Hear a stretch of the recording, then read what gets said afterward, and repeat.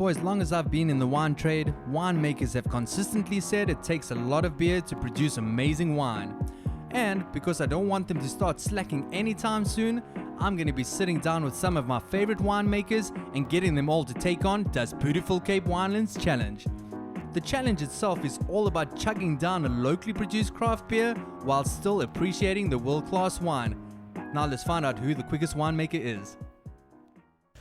Welcome to another episode of DasBootiful Cape Winelands, and today I'm sitting with DipWSET from Neethlingshof Pinotage. DipWSET, lekker to see you. Thanks a lot for spending some time with us today. Wonderful, and glad to have you here. I'm super excited to get down to this wine. I think it's something really, really unique. But before we get to the tasting, I'd like to just ask you a few questions.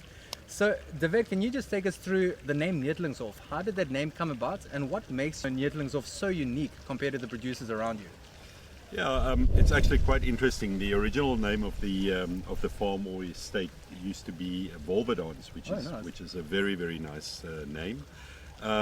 So over the years, the property exchanged ownership, and inheritance changed. And at one stage, the Marais family owned the farm, and they were responsible for building the beautiful manor house at the back. Absolutely stunning. Beautiful.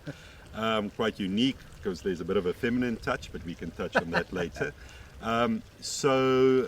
Maria Marais had a couple of children, and one of her daughters married into the Neethling family. Very well-known family in Stellenbosch. One of the men became the mayor of Stellenbosch. And because of that, they named the farm Neethlingshof, which roughly translates to House of Neethling. Okay, nice. So that basically, in a nutshell, is where the name comes from. Yeah. And the farm itself, I mean, it's a beautiful terroir that you've got this side. So, I mean, what would you say makes this specific piece of land unique compared to the other producers around?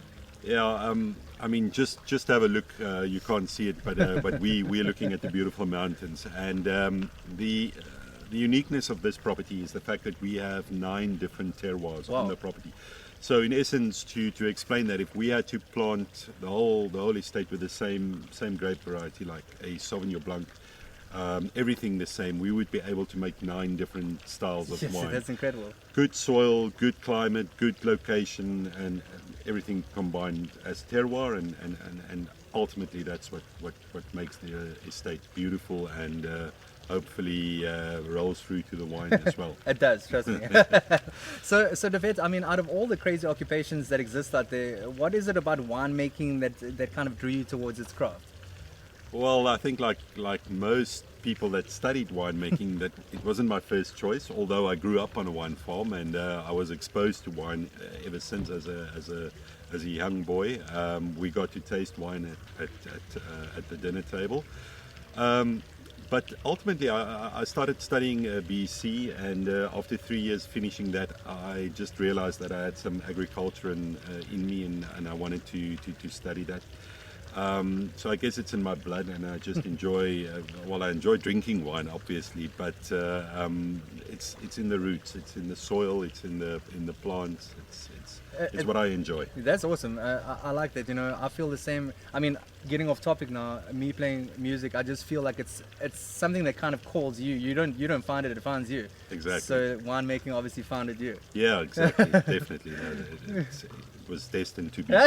That's awesome. So DipWSET, in your opinion, what's the most important stage when it comes to the winemaking process? There are so many different stages which are all equally important, but ultimately it's from the ground up, from the soil up. So first of all, it comes back to terroir again. So you can't expect to make great wine in a shitty terroir. Really, it's just not gonna happen. So the soil is important. The material that you plant, that you will use to establish your vines.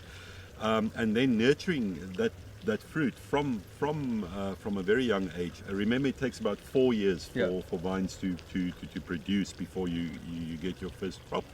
And after about 2-3 years after that, so in essence 7 years down the line, you'll get some sort of balance, and then quality starts Yeah. to produce. So, but it starts in the vineyard. Okay. That's the short answer. Winemakers, myself included, we can mess it up easily in the winery. But the real heroes, the real stars are the guys working in the vines and Sure. ensuring that we get the fruit into the cellar. Yeah, that's awesome. So, DipWSET, I mean, I know it's not the varietal today, but the one varietal that I think you're specifically well known for is actually Pinotage. Yeah. So, Yeah. so I remember, I think it was 2 years ago, for the Pinotage Association, when they were announcing like all the APSA top 10. You know, everything gets announced in the top 20, and then from the top 20 you get announced as, you know, whether or not you fall part of the top 10. Yeah. And I remember Katja and I, we tasted the Pinotage, and she asked me, so it was the day that they were going to make the announcement, and she said to me, so do you think the Neethlingshof Estate Pinotage is going to make the top 10? So I sat there and I was like, absolutely. I think that one is an absolute cracker. There's no chance it's not going to be in the top 10. So we watched the ceremony, the first one. Not Neethlingshof, second not, third not, until the ninth one not. And she's like, haha, you're going to have to buy me sushi, because we made a bet that if it doesn't fall in, I'm going to buy sushi. If it does, then she has to buy me, obviously, pizza.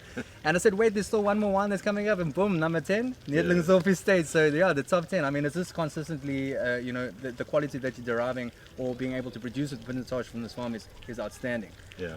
No, I was very happy that day, and I think there was a bit of deliberate ranking and pulling it out till the last minute. But we're very thankful. Yes, I do enjoy Pinotage. There's a bit of pride involved, being a South African, for sure. born and bred. Yeah, for sure. So I mean, I don't want to stray too far away from the topic. That's all on me. But Cool. the varietal today that's in focus is Gewürztraminer. I mean, this is quite an interesting grape varietal. I don't think many people out there understand it. So can you maybe just take us through like the classic flavor profile of the Gewürztraminer varietal? So Gewürz, the home of Gewürz would be Alsace, Okay. in France, and bordering the German border. So typically, what you expect is, if you do speak a bit of German, I know Katja does. So is Gewürz means spicy. Yeah. So that's the first impression is spice that you'll experience. Spice not in the sense of what. Maybe not in the sense of cooking spice, but more expressive, very Sure. expressive fruit flavors. Nice. Think peachy flavors, which can be very spicy. Also think of something like lychees or lychees. Yeah, for sure. That sort of spice. So that would be a typical flavor that you can expect, as well as rose petals or rose water. Absolutely. You get that floral, again, intense flavors. So it's in between that, and then traditionally your Alsatian wines would have a bit of sugar. Okay. So roundness, sweetness, full-bodied, rich wines. Okay, for sure. Really wines that you should enjoy with food. I would Nice. recommend. But it's an underestimated wine, and it's a lovely food wine. It's really a fantastic wine to enjoy. You mentioned sushi or sashimi. It's probably the best wine to enjoy with Hey, sushi. nice. Okay, we're gonna have to give it a bash. Maybe not tonight. Tonight I'm eating pizza over here. I mean, just in a few minutes, I think there's gonna be music that we might hear. So that's Yeah. something that's quite popular over here at Neethlingshof, is the Wednesday live music or Wind Down Wednesdays. Yeah. Are you getting tucked into something this evening as well? Yeah, I think Johan Casey is playing. Hey, nice, I like a vibe, yeah. So it should be quite nice. Okay, so DipWSET, let me ask you a nice, difficult question over here. What is your favorite wine of all time? Yeah, so a bit unfair, but hopefully I haven't tasted the wine yet, so I always look forward to finding that perfect wine. But having said that, recently I was quite fortunate, very fortunate, to be able to taste wines from our Vinotech. We cleared some of the wines from the Vinotech, and I came upon a gem, beautiful wine, wine from Zonnebloem. Oh, wow. And it was a 1965 cab. Damn. So it's a bit older than me. It has 10 years on me, but the wine is fantastic. And Hey, you got the bottle. Yeah. I kept the bottle, so I brought it along, and it's we can maybe place it there. Yeah. But that's that definitely is the best wine I've tasted in a long time. And it's a cab from Stellenbosch. Zonnebloem, I think it's a brand which is probably, in terms of icon status in South Africa, must be up there. constantly making good wines. So this wine is definitely, that's my favorite wine. Nice. Recent, up until now. So another question I'd like to ask, it's up to you whether or not you want to disclose this kind of information, but in your own capacity, in your private little cellar or underneath your bed tucked away, what's the most prestigious wine that you're currently holding on to? That's a Pinotage, Okay. and that's a Lanzarote 50, is it 56? Wow. 56 or 57, That's I must incredible. check. Yeah, Pinotage being close to my heart, and one of the first, like the couple, I think the first one was 59 or something. Okay. So it's one of the first 10-year vintages, No way, and that's it's an amazing wine. We had the opportunity to taste some of the wines at the Pinotage Association, and those wines are still in perfect condition. That's so awesome. I'm holding on to that one for a special occasion. Yeah, that's something that you don't really hear too much about, is like the longevity of a varietal like Pinotage, you know? Yeah. So that's something that you can hold on to for quite some time by the sounds of things. Definitely, and that's what we found more and more. Pinotage has the possibility to age. Okay. A lot of intensity, a lot of color, and with that you get the antioxidant characteristics, Okay. and that obviously will aid the wine in aging for a long time. Okay, lekker. Well, listen, DipWSET, I think that's enough mumbo jumbo from us. How's about we crack open this Yeah, tasty man. little Gewürztraminer and put some liquid to lips? Definitely, I'm looking forward to that.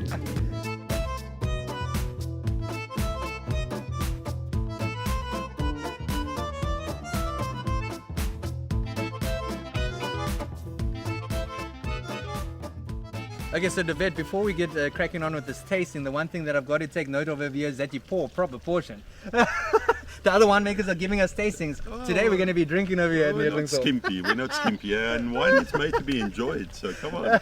So DipWSET, can you maybe just take us through the production that's gone into this specific wine? Yeah. Okay. So I need to mention that the vines are quite old. First of all, so from next year or from this year on, it will qualify as old vine, Okay. or be part of the old vine project. It's dry land. The yield isn't that high, so our current yield is about six tons to the hectare, which is quite low. We harvest quite ripe towards the end of February, because you need that intense flavors. And when you harvest the fruit, one thing that you need to mention is the fruit, or the visual aspects of the fruit, is that you have green berries along with sort of blush berries in the same bunch. So it's quite interesting. And when we harvest the fruit, the cellar fills up with a beautiful smell Yeah. of rose petals and lychee flavor. So that's quite nice. In terms of the winemaking, it's very similar, or similar to what we do with the rest of our wines. We try to work as reductive as possible, to obviously preserve the flavors and all of that. I ferment dry in stainless steel tanks, and then we leave the wine a little bit on the lees, and constantly about every second day stir up the lees to release some of the more flavors that's captured in the lees. Basically about 2-3 months after harvest, we bottle the wine, and Nice. it's ready as it is. That's I mean, all it is. this, in my opinion, first of all, I think this wine is totally underpriced. I mean, if you go if you go into retail, I mean, you find this retail for like $110. I mean, I don't ever mention price points in these interviews, but whenever I'm walking retail and I see this wine standing on the shelf, I'm like, damn, people, you do not know what you're getting yourselves into if you just get yourself this wine. So this is important for me, is that throughout this series is to introduce people to wines that they're unfamiliar with. Because I can assure you, if you just take the little bit of a leap of faith and you try this wine, your life is going to be changed for the good. Yeah, I agree. And the other thing, if I can add something, is that South Africans tend to get stuck on young vintage wines, which is unfortunate, because especially with a wine like Gewürztraminer, it really gets better with a bit of aging. So if you find a bottle on the shelf that is, say, 2020 or 21, or even before that, 2019, that 3-year bottle aging just gives another edge to the wine. It's beautiful. So we drink our wines way Yeah, too young. yeah. We need to let the wine develop a little bit in the bottle. For sure. Yeah, so that's something that you mentioned earlier, is that, you know, the aromatics of a varietal like this, I mean, second to none. You know, it's jumping out of the glass. You definitely got the rose petals, you got that Turkish delight that you mentioned, but quite a lot of fruit, like that white peach, maybe a little bit of that dried apricot. I mean, this wine is singing right now. Yeah, one of the funniest, on a lighter side, one of the funniest comments that I had was, actually, I'm trying to recall where it was. It was at a wine show, and I presented this wine, and a lady walked up to me and she said, "Oh, this smells like Nivea cream." So I've never drank Nivea cream, but so I don't know what type of Nivea cream, but at least I prefer drinking the wine. Okay, so David, I think it's time that we now cut a long story short here, you know. Yeah. For as long as I've been in the wine industry, winemakers have always just said one thing to me: Gareth, it takes a lot of beer to produce amazing wine. And David, because I want you to continue producing wines of this crazy quality, I think it's time that you pay the piper and you take on DasBootiful Cape Winelands Challenge. This season's beer sponsorship is from the Kennel Brewery. Today's beer is the Alsatian, an IPA. Gold in color with tropical citrusy pine hop flavors and aromas balanced with a subtle caramel malt character. Not your typical hop bomb, but beautifully bitter and crisp for those sunny days. Okay, so David, it's now time to pay that piper and take on DasBootiful Cape Winelands Challenge. This over here is our leaderboard. At the top you can see Hagen is sitting quite pretty, and down here Reino is struggling away in the bottom. I mean, out of these winemakers, is there anybody in specific that you're really hoping to take down today? Would probably definitely need to be better than Nick. So. Nick, I hope you're listening to this interview. We're going to see if David is able to beat 15.72. Hey, are you feeling nice and thirsty? I mean, it's been quite humid and hot in Stelly, so there's no excuses. Eh? Always thirsty, always. And No problem. And I mean, at the end of the day, you want to produce amazing wine, so come on, it's time to take it on. So David, you can hold the beer in your hand. Yeah. I'm going to count you down from 3. The minute I say 3, when that touches your lips, it's go time. Eh? Okay. 3, 2, 1. Oh yes, oh yes, oh yes.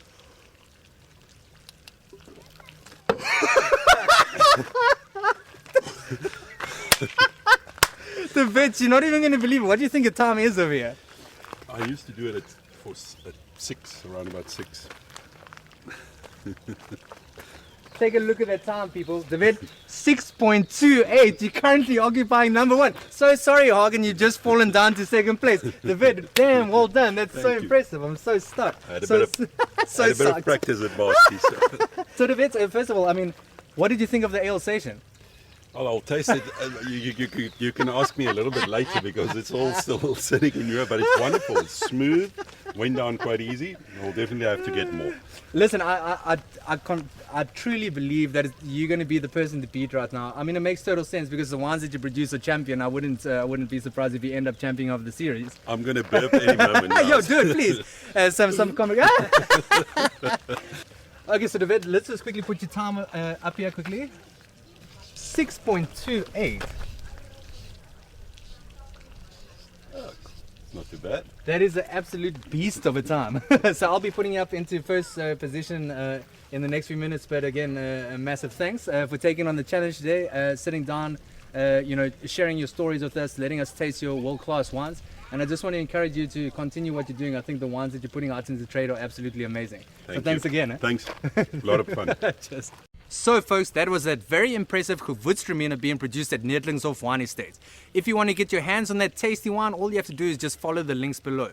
My crowdfunding campaign is still a go. If you'd like to make a contribution, you can just scan the QR code over here in the corner. That brings us to the close of another amazing episode of DasBootiful Cape Winelands. But until we see each other again, remember to be kind and drink good wine. And beer. And beer. Cheers, David. Thanks again. Cheers.